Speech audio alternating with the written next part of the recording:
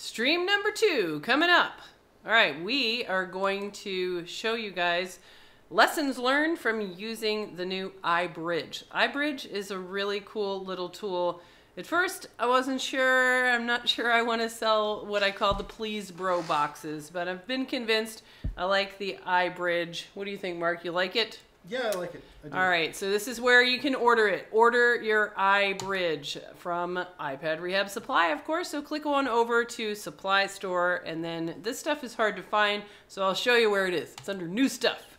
New Stuff, and here it is, the iBridge Flex set. So you can order a iBridge set for iPhone 6, 6 Plus, 6S, 6S Plus, 7, and 7 Plus. They don't make them for anything else, so that's all that there is right now. So Mark has been working on a case that he's going to show you. Really cool case. It's got a lot of cool things to it. I'm going to click this off and let Mark take over. Here we go. Alrighty, Mark. So tell us about this phone. Yeah, so this phone came in for data recovery. Oh, I should have brought the note up here because the note was kind of funny. I can find the note. What's the ticket number? I should probably know that, huh? Isn't it written on there? No. What? What the heck? Jeez, it's not on anything. Well, the board is easily identifiable already. Yeah, you can. Yeah, you're like, I'm not really in danger of mixing up the board that's missing half of it. Yeah, it's the board that looks like this, like that. There, yeah. It's the one of a kind iPhone 7 board. It's the I. It looks like the letter I. It's the iPhone. Yeah. All right. So it's the 7 SE. All right. Obviously, that needs a CPU transfer. Duh. Yeah, I was really surprised and disappointed at how many people who are vocal in the microsoldering community were suggesting that for this problem. Right. I am pretty sure that we even have on our channel, and I'm sure that I had a case where we snapped off the edge of a 6 to show that it could still boot. Yeah, so you guys, you know who you are. If you watch more of these videos, you wouldn't be saying that stuff. That's right. Yeah, I'm sure everybody that watches iPad Rehab channel already knows that a board like that absolutely does not need any kind of CPU transfer because it can boot up just fine. Yeah, so when it arrived to me, I found that it could not boot up just fine. Really? And let's switch over to the microscope cam. How do I do that? Just click off side cam. Just close the eyeball and side cam, go down. Okay, there we go. There you go. All right, so it came to me, and what I saw immediately was this. There was flux around this baseband chip, and it had very clearly either been reflowed or like picked up and put back on or something. There's definitely. And then they broke the board. Is that what happened, or? I'm guessing the arm was actually glued. Glued. It was super glued back on. Oh man, I want to see that video. And then I could see that there was like signs of heat down in this area down here. Yep. So, you know, obviously somebody had been working on it, but now I've seen that spot be a main short before. Yeah. So I don't remember exactly where the main short was. Now, was that water damage? It was definitely liquid damage. Yeah. Okay. So this whole bottom half of the board chestnut area was liquid damaged and had not been addressed. So somebody had decided to lift that chip up and then was like, maybe I should just not do this. this. And then the board fell on the floor. They picked it up. Oh, this is a job for super glue and the mailbox. Yeah, that's exactly what happened. They broke the arm off and they were like, they said, F this. Yeah. We got to send this to somebody. Right. Okay. All right. So I cleared the main shorts and fixed image, replaced chestnut, knocked off some caps that were causing shorts, ran jumpers in place of blown filters, that kind of stuff. And then I got it booting up into the state that it's basically in now, which I can show. it has no touch. Got to get back on the side cam. Find the side cam. And Clicky. I'll go ahead and hook this up with the iBridge too, so that we don't have to unhook things. All right. So tell us about the iBridge. You opened this up for the first time today.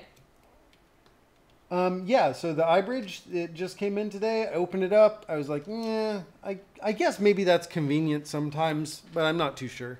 Right. You know, like we order so many tools from China to try them out, and most of them end up in the garbage. Most of them end up in the trash. This one, though, I was worried that it was just going to be a Please Bro box, which I hate those things that just kind of encourage you to not learn your signature problems, because you should already know if there's an iPhone 6s with no image. You should already just naturally be checking your kind of diode mode image rails. It's not turning on. It's not turning on. It's not turning on. Oh man, maybe pushing you the should power do a little button. work on the power button. I don't think your power button's not connected. Oh. You gotta plug it in. All right. But I thought this, you showed me this, you worked on this for a while, it had no touch, you passed it up to me, I worked on it, and I said, this is a job for the iBridge, because it is not a classic presentation, it is a, who knows why. That screen's not upside down? No, it actually, it goes on upside down. Yeah. All right. See the home connectors on that side? Okay. Yeah. Interesting. But this thing is not booting up right now. Oh, this doesn't work. You gotta plug it into the. My port has seen too much use. Now it's really not booting up. Oh. I'll just plug that dock in. Yeah, plug the dock in. There you go. All right. Now. Now. Yeah, it's gonna do it. Yay! There we go. All right, very cool. So, fixed all the image stuff, got it booting. Yep. And it booted up with no touch. And of course, what do you do, right? When you get a new screen. You get a new screen, yes. And then once you know it's not parts. Did you even for a second think, is there any possibility that the missing arm of the board is why it doesn't have touch? Not even for a second. Not even for a second. No. The thought never crossed my mind. All right, so here we are. We have no touch. Yes. So then, the next thing I did was check for my touch voltages. Okay. And I found that I was missing 1V8 touch and 5V1 touch. There were 5V1, whatever it's called, LCM. I don't know. Right. So those were gone, and then I started just diode moding in the connector. As one does. Right. Now, diode mode in the connector is it really is a pain, because one of my favorite ways, and I put this on the listing, my all-time favorite way prior to the iBridge of diode mode in the connector is from a PBRS student who posted on our alumni group an audio recording of himself reading like 590, 490, 320, and it was OL. And you can listen to it and just kind of go down. I thought that was so clever, so innovative. Love that. But the iBridge, I have to say, is even better. So, yeah. So you did diode mode in the connector, and you said diode mode checks out. Yeah, I didn't find any problems. And then when you passed it up to me, I said, I'm not doing diode mode in the connector because that shit's hard, and Mark already did it, and Mark doesn't make mistakes, so that's definitely done. So then when I looked into it, I could tell there were your jumpers and stuff. And we both know that if you're missing 5V1 in another device, that is not a chestnut fault, that is a data line enable fault. So if you take off one of the MOSI resistors in iPhone 6, this is where I know we got trolled a lot, where if you knock off that MOSI resistor from water damage on the edge, you're missing 5V1 for touch. It doesn't have anything to do with chestnut, which produces 5V1. It's that you're missing some signal that right. makes that happen. Exactly. So we were both thinking the same thing, which is that there is a resistor, some kind of a MOSI line somewhere. MISO, MOSI, give me my 5 multi-input, single output, multi-output, single input. Yeah, and that So that's what I was looking for. Yeah. So I looked around the connector, and I thought that there were some dudes that were loose. Mm-hmm. Now, why would somebody be loose? Why would there be multiple guys loose by the connector? Well, the same reason you lose the ambient light sensor after a touch IC job sometimes. Yes, or proximity sensor, or front camera, or microphone, or anything else. Because when you heat the board up, here, and there's little dudes trapped in silicone on the bottom side, they tend to lose their feet, and they just kind of drop away from the board. And so we know there was heating on this board from the first job of let's mess around with some baseband chips and throw the board on the floor and crack off the corner of it. So that event had created a looseness of some of these touch filters. I mean, he had heated it up enough that caps all the way at the bottom of the board had little solder balls. Yeah. So, like, I've done chestnut on these countless times, never floated something on the other side of the board. Right. So it really didn't. It was an angle problem or something like that. Yeah, it wasn't, it wasn't something that I thought of right away, like, oh yeah, these guys will get loose. Right, yeah, me neither. Right. Yeah. But they were loose. And so this really took a while only because of one reason, which is diode mode is difficult to do because you have to be going, 1, 2, 3, compare to something, look over here, okay, number 4, 5, 6, compare. And that's difficult. Yeah, you have to look away. Right. And count. And, if you, like, maybe you probe inside the connector and then you wonder, did I bend a pin? Right. Right. Yep. So diode mode is a fantastic tool, but it can be really just irritating to use. So tell us about the iBridge. The iBridge solves all that.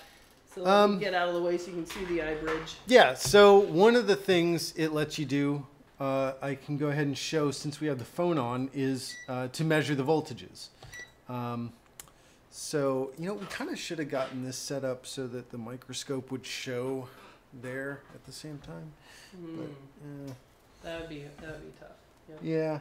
So I'm going to go ahead and just measure some of the voltages. Where is DC? All right, we're on DC voltage, and we need to. So you're using the nice bright. This is our multimeter pick. This is our recent pick for affordable multimeter from iPad Rehab Supply. So there's our 5.1 volt line, which is 0. Oh, gotta have the screen on. Gotta wake that screen up. Come on, buddy, wake up. There we go. All right. So now, you're able to measure voltage right there on the iBridge. Yes. All right. So you're measuring the 5V1 and it's not present. Right. Got to be quick though. It actually helps when you're measuring these if you do it during boot up because they stay present for a lot longer. Yeah. So the 5V1 is not present and neither is the 1V8 touch that's just above it. But then if I come up and measure like my 5.7, negative 5.7, those are present. All right, so those are chestnut outputs for touch that are present, but you're missing the 5V1, which is also a chestnut output. So what's up with that? Right, so, I couldn't figure it out and then hooked up the iBridge and did my readings again and found something that I didn't notice the first time. Right. So one of the things that's really cool about this is voltage testing, which voltage testing is really, really difficult because you need to have the screen. So go to side cam. So with the screen on, without the iBridge, it's mighty hard to shove your probes under there at the connector and actually get those readings. It's really, really difficult. So I like that the iBridge makes voltage testing easy. And now it looks like you're getting ready to diode mode in the connector using the iBridge. Yes. Now, why did you turn it off? I thought it'd be cool to watch you do that with the screen on. So yeah, when you're doing diode mode readings, you want power disconnected. Why is that? Because the way diode mode works is measuring voltage drop from one probe to another. So if you're artificially putting voltage into the line, the multimeter gets really confused. All right, so to be clear, diode mode is just measuring the highway itself. You can't have traffic on the highway while you're measuring the highway. Exactly. Yeah, I'm putting my own cars in there. Yeah, so you are, that's one of the things that's really, I think, important to be clear as you start using the iBridge, is that you can do either voltage testing, which has to be under, you got to have your screen on, under, like lit up, ready to go. You got to have your cameras plugged in, whatever it is that you're testing. But for diode mode testing, where you're just checking for lines to be short or open, it's got to be disconnected. All right, so tell us what you're doing. I'm going to take my diode mode reading on my 5.1 volt line. And the iBridge has values printed on it. So the iBridge says that I should be getting 653. And with the multimeter that we stock, I'm getting 663. So really close. And then I'll compare that to what I get with my Fluke. And I'm getting 557. So again, it says I should be getting 653, 557 with the Fluke, 662, 663 with the right. So that's why I love the super bright multimeter, because it's super bright. I like how the kit leads are just small enough that you can use. They're better if you swap out and use the fine point leads, but the kit leads are acceptable. Super bright, and I love that the diode mode readings on this multimeter are really close. Yeah. They're satisfyingly close to what the Chinese readings are from the folks in China that have put readings on ZXW for diode mode, and the iBridge makers, the Qianli folks. Now this is the 1V8 touch line that's not present. I'm getting 571, and the iBridge says it should be 577. And then the Fluke says 527. So yeah, so both of those lines appear to be good. There's no short, no partial short. So the ones that we're missing 5.1. We got 0 volts on it, and that line is not short and it's not open because the diode mode reading is pretty much normal. Right, exactly. Well, that sucks. So why do we have no voltage on that line if it isn't short or open? Because there is some other signal that has to be present before those are gonna be there. So when we teach class, we say that a line can fail in 3 ways. 1, it can be short. 2, it can be open. Or 3, guy upstairs not doing his job.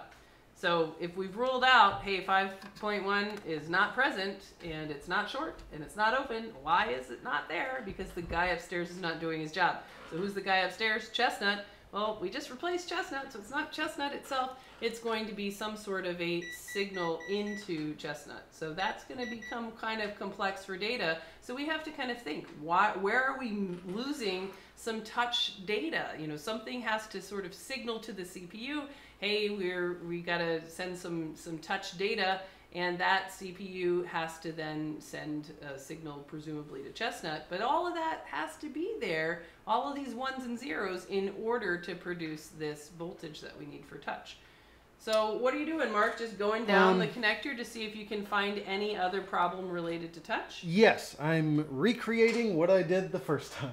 All right, so carry on. Which is, just confirm again that my diode mode readings are match known good, or, what, in this case, what Qianli says should be known good. And we're very close. So, 499, I'm getting 485. 499, I'm getting 473. Open line, 488, I'm getting 495. Now, what if you had the screen connected? Would it still be open line? That's a good question. So here's one that I'm finding is off. I'm getting 493 on pin 12. I'm getting 0 open line when it should be 493. Okay. So that obviously we know that that's a problem, right? It shouldn't Yes. be open line. Yes. So that's something to investigate. But what would happen if I measured it with the screen connected? I don't know.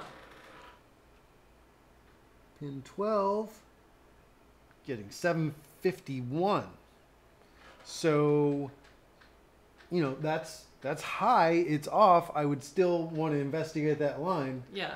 But it's not telling me that it's open line, Right. which it truly is. So it's measuring the resistance to ground through the screen now, rather Yeah. than just through the board. Okay.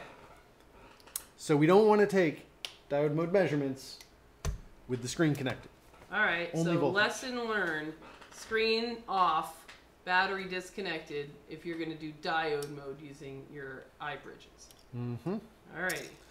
So did you find any problems? I did. Pin 12 is open line, and it should be, you know, just under 500 in diode mode. All right. So what's pin 12? Well, I don't know, because the name of the lines on the iBridge are all written in Chinese. Ah. So I'm definitely glad the gonna Chinese have to- use the same numbers we use. We're gonna have to. That's one of the questions that I have for phone call. Can you teach me enough Chinese characters that I can at least just understand the iBridges? That's all I need to know. All right, so let's see. It was pin 12. So all the pins on the right-hand side of this connector are even numbered. So we have 2, 4, 6, 8, 10, we appreciate 12. iBridge, hooray! Like Alex Canty says, no, it's fun to be confused why everything shows grounded in diode mode when you left the battery connected. Definitely a favorite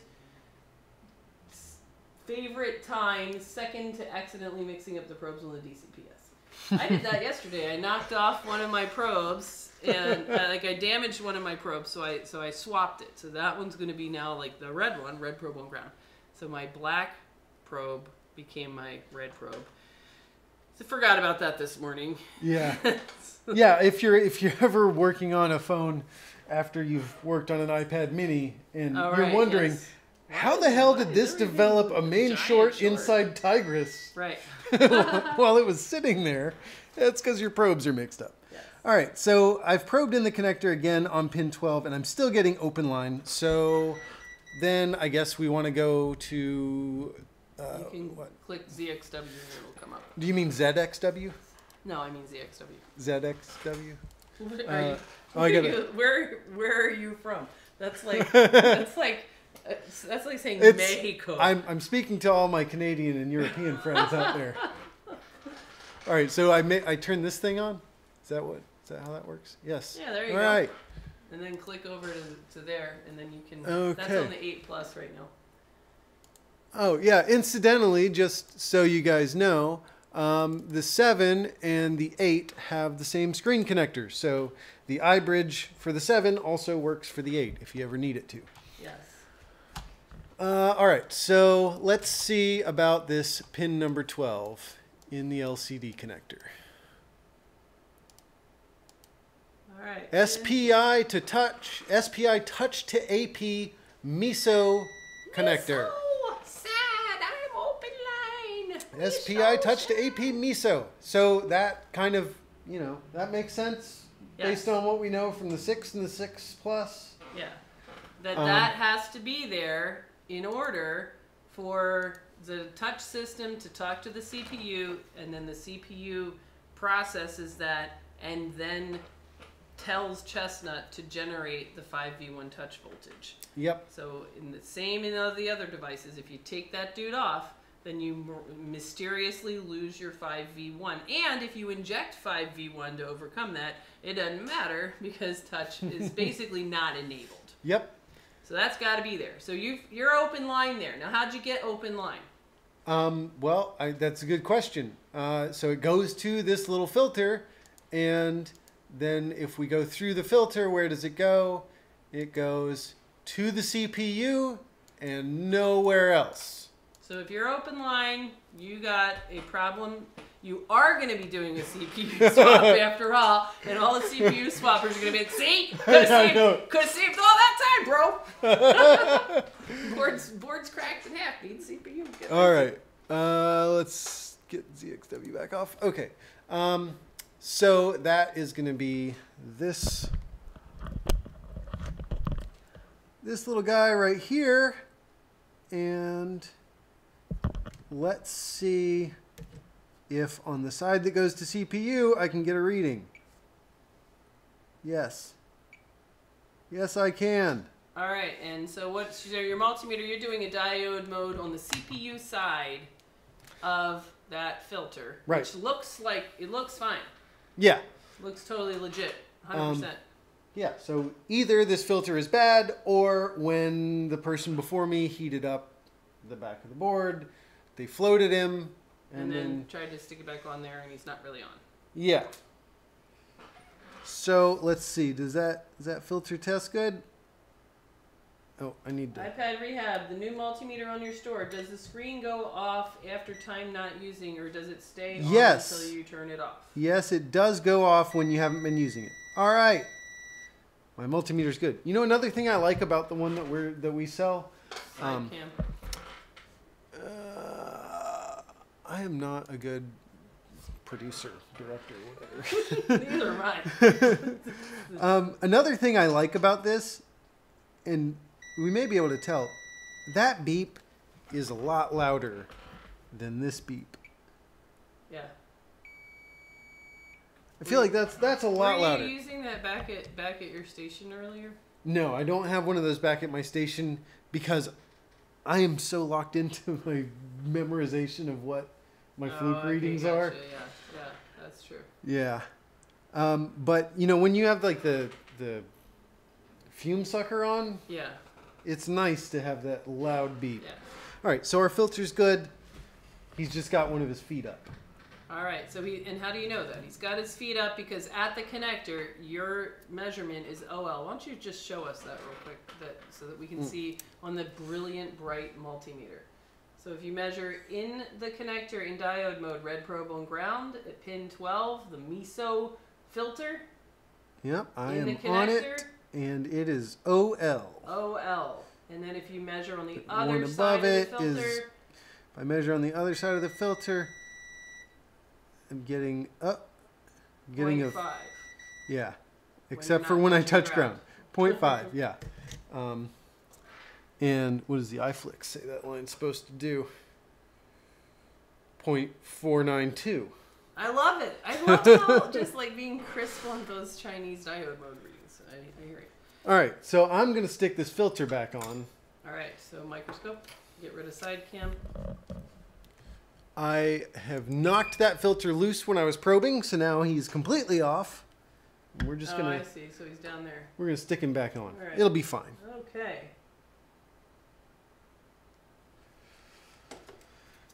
And let's see, where's your good tweezers? Are these your good ones? I hide my good ones. These are the ones that I like right there. Have you used any foam board, Mark? A lot of chat is asking about foam board. Yes, I have used it. Never looked at it. I have some complaints which are understandable for it being free software.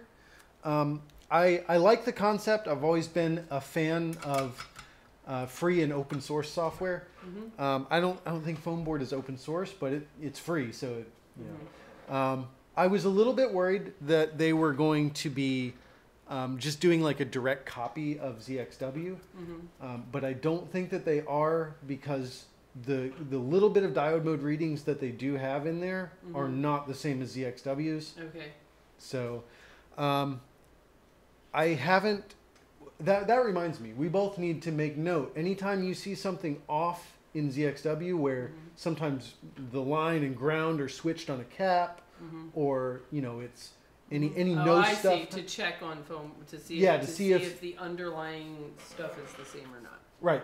Gotcha. And to see if phone board doesn't have errors in it.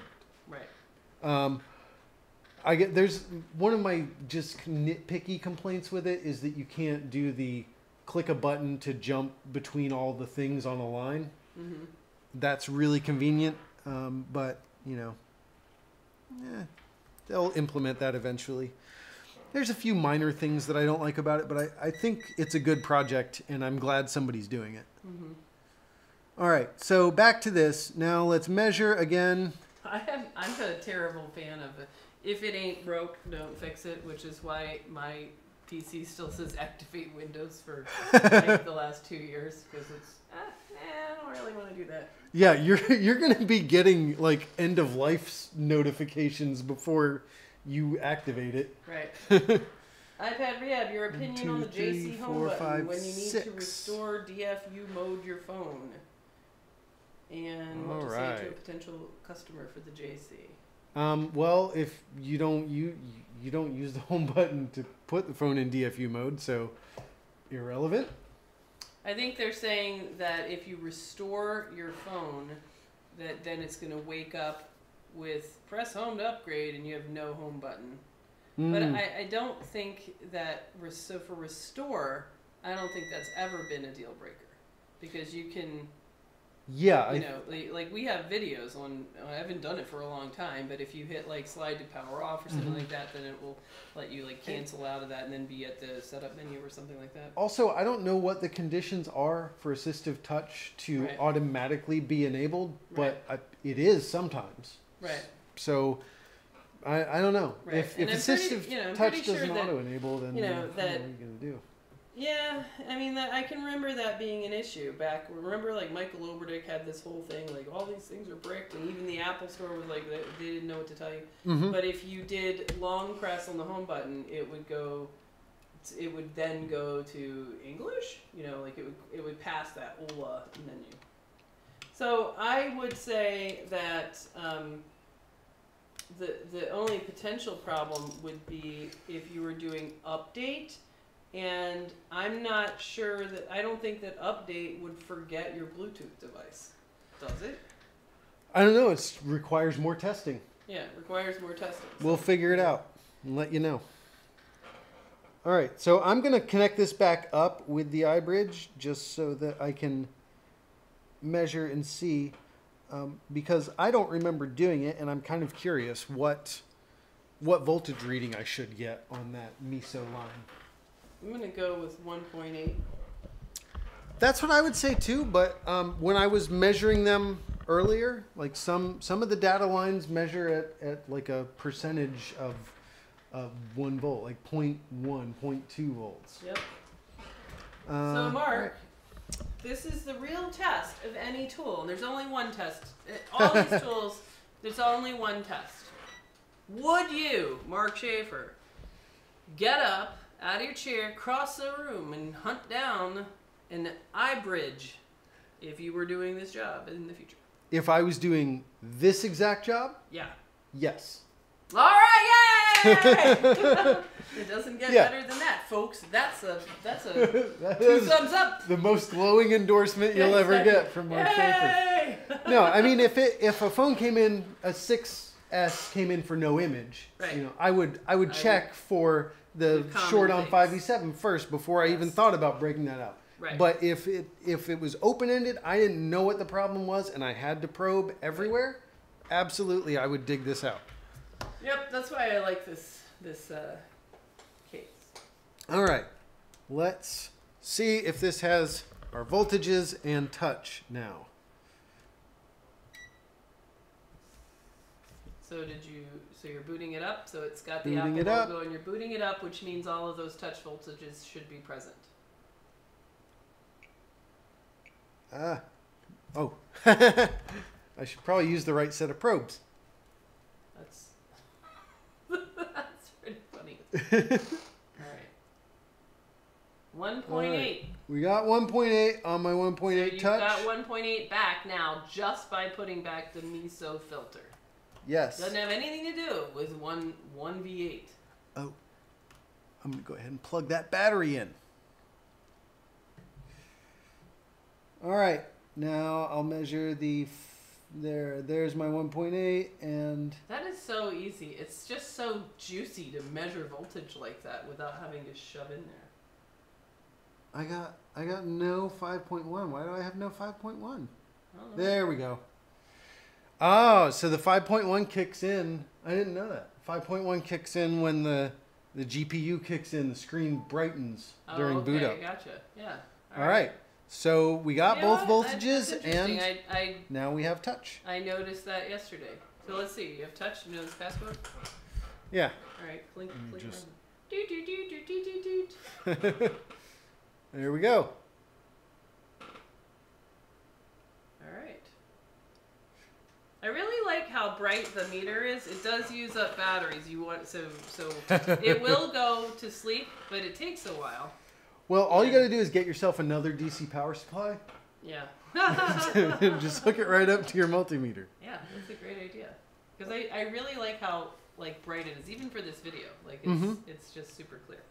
Yeah, remind me to start using one of those when I go back this time. All right, will do. Alrighty, so there you go. So show them this board again. If you just joined, we just recovered data from this iPhone 7. Look at that iPhone 7. It's missing a little bit. So I had a little bit of a haircut, but everything's working. It's been modified into an iPhone 7 SE. I think it's an iPhone. They're like all these iFlex, iBridge, iSocket. These people are nuts with their i titles. That's an iPhone. So if you do this to a phone, please don't take the CPU off. Yes, please don't. Take the CPU off. And if you do take the CPU off, do not send it to us. Yes, and we don't want any CPUs or not on it, but I'm sure you'll be fine. Alrighty, so that's it. I think the iBridge is a great tool for open-ended problems, so it's really good for things like this, where it's something weird, something unusual, something that's not classic, where you really can't be expected to know your signature problems. And I think it's also good when you're starting out, when you're just learning, when you have to get that experience base to realize that, you know, this is how backlight fails on the 6 is completely different than how it fails on the 6S. You got to see those cases. I think the iBridge is a great tool to help you learn and pick up those signature problems so that you eventually don't need it for anything other than your specialty cases. So I'm going to recommend it, and therefore we stocked it at iPad Rehab Supply. There's a lot of stuff that ends up on the cutting room floor around here, things that we get from China that we try out that we end up saying, this is just stupid, don't waste your money. So that stuff is not on iPad Rehab Supply, and that's what we're all about. So you can go check it out. We're going to be putting up a few other new things that we are excited to recommend, so you'll be seeing those things on iPad Rehab Supply coming up shortly. And that is our stream for today. See ya.